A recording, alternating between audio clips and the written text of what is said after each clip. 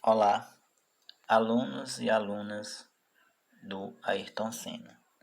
Sejam todos bem-vindos a mais uma aula de língua portuguesa, práticas de leitura e produção textual. Na aula de hoje, daremos início ao estudo do capítulo 2 do nosso livro didático, a partir da página 39. Este capítulo tem como título Desvendando o Romance. Então, pelo próprio nome do capítulo, já sabemos que falaremos de um outro gênero textual chamado de romance. E aí, logo de cara, nós vemos que para começo de conversa, há alguns questionamentos, 3 no total. O primeiro deles diz o seguinte: você sabe o que é um romance? Nós temos uma ideia vaga do que seria romance, né? A gente pensa logo inicialmente em uma espécie de relacionamento amoroso, né? Romance entre dois, entre um casal, enfim. A gente pensa logo em um enlace afetivo. Mas seria só isso? Do ponto de vista literário, o romance será se limitaria a uma relação amorosa, uma história de amor? Então, é justamente o que diz o segundo questionamento, né? Que os romances tratariam como tema central sempre o relacionamento amoroso. Enfim, vão tirando as conclusões de vocês.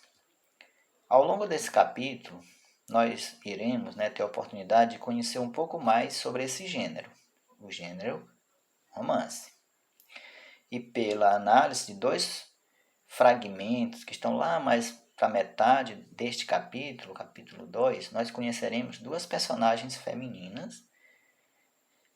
E, nesse momento, para entrar no assunto, nós vamos ler aqui abaixo um pequeno trecho de um livro da escritora Marisa Lajolo, onde ela faz um pequeno retrato do romance brasileiro, né? Ela explica por que devemos ler o romance brasileiro. E aqui ela traça uma espécie de paralelo com outros gêneros já existentes ao longo dos séculos.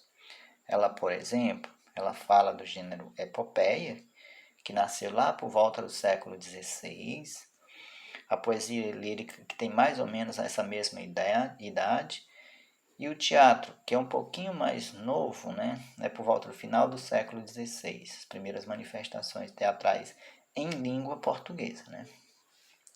Então, entre outras coisas que ela aborda aqui, ela fala que o romance, diferentemente desses outros gêneros, ele é mais, vamos dizer, mais popular, porque ele nasceu entre o povo, né?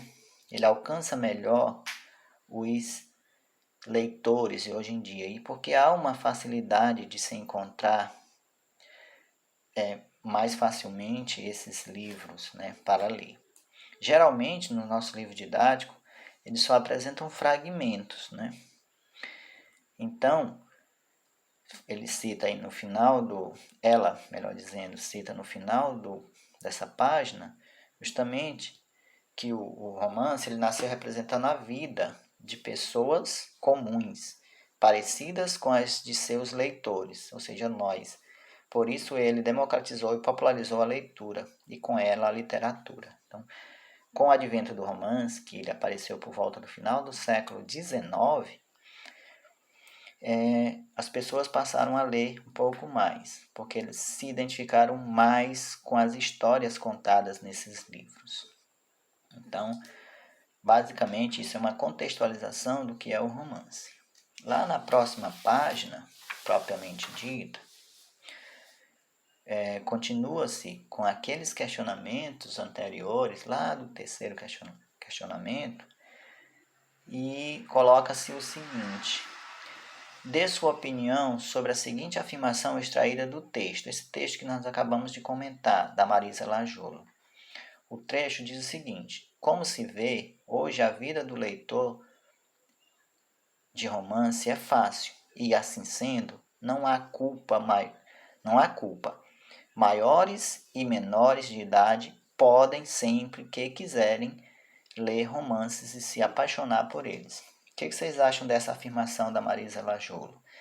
Ele diz que não há culpa, porque maiores e menores de idade assim como vocês, adolescentes, podem sempre que quiserem, o problema é o querer, né? Ler romance e se apaixonar por eles. Bem, há uma concorrência hoje muito grande da leitura de romances com os meios digitais, né? Com as redes sociais, é um embate muito grande. Hoje os adolescentes preferem estar navegando em aplicativos de vídeos, né? Em outras redes sociais, assistindo isso, aquilo, jogando online, etc., do que ler um romance, né? Não sabendo eles que a cultura está aqui, ó, reside aqui. Não que navegar em redes sociais não faça parte do conhecer da vida, da realidade atual, mas as leituras elas são importantíssimas e a paixão por essas leituras também. E por fim, como você se insere nesse contexto de leitura? Que tipo de leitor é você? Você é leitor apenas de fragmentos de texto? Ou já pegou contos, romances, livros, enfim, para ler, né?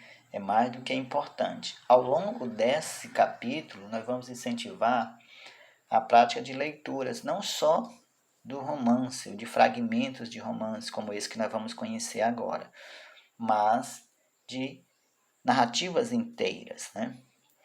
Falando em fragmento de romance, nós temos aqui, para nossa leitura de hoje, pequena leitura de hoje, um pequeno fragmento do romance O Carteiro e o Poeta, do escritor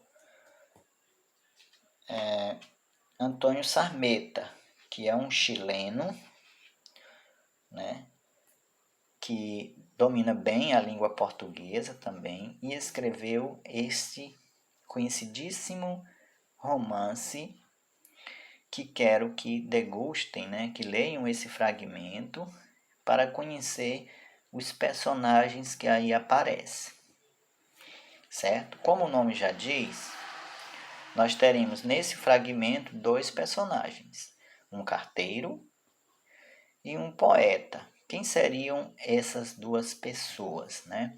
Ele começa falando, ó, Dom Pablo.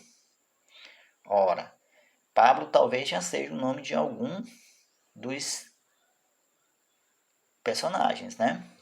Mas quem seria ele, o poeta ou o carteiro, esse Pablo?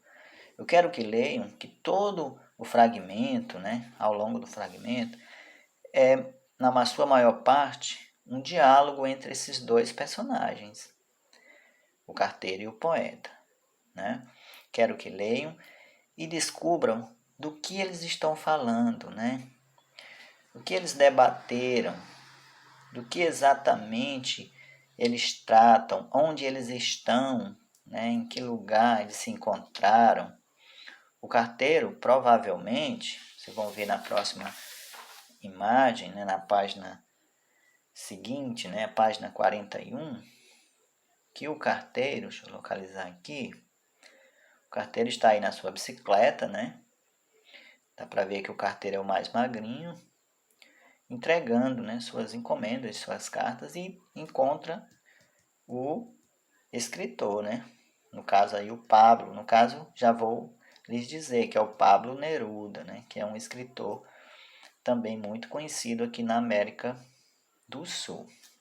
Então eu quero que leiam a narrativa. Ela está nas páginas 40 e 41, nessa página que eu estou acabando de mostrar. Né? Aí temos a referência do escritor Antônio Sarmeta, Carteiro e Poeta. Essa publicação é do ano de 1996, publicada no Rio de Janeiro pela editora Record. E lá na página seguinte, 42, que é a última página do nosso estudo de hoje, nós temos uma biografia do escritor. Aí diz, né, Esteban Antônio Sarmeta Vranitzky, que é um escritor chileno, nascido no 7 de novembro, tal, de 1940, e assim vamos.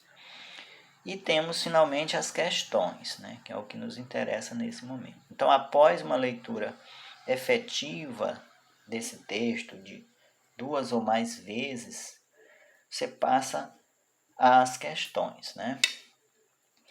Então, desenvolvam as seguintes questões: a número 1, a 2, a 3 e a 4. Só apenas essas, viu, gente? 1, 2, 3 e 4. Então, o texto se desenrola quase integralmente em forma de diálogo entre os personagens, o carteiro e o poeta. Mas ainda assim, há trechos que possibilitam perceber a presença do narrador. O narrador, como já sabemos anteriormente, é aquele que às vezes conta a história, né? Fazendo parte dela ou não.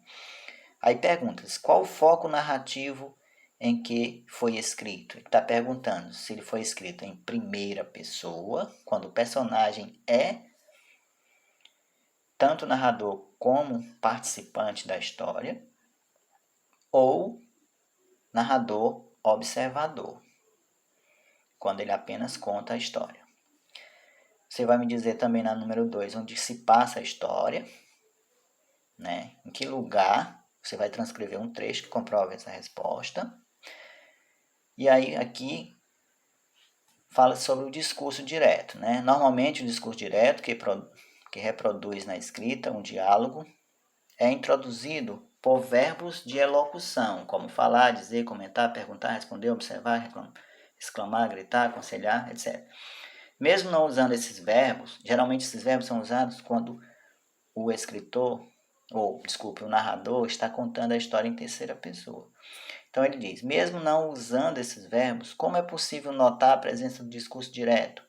Que marca aparece no início de cada fala que faz identificar os personagens, certo? Então há um sinalzinho aí que indica que esse discurso é direto, ou seja, é a transcrição direta daquilo que os personagens estão falando.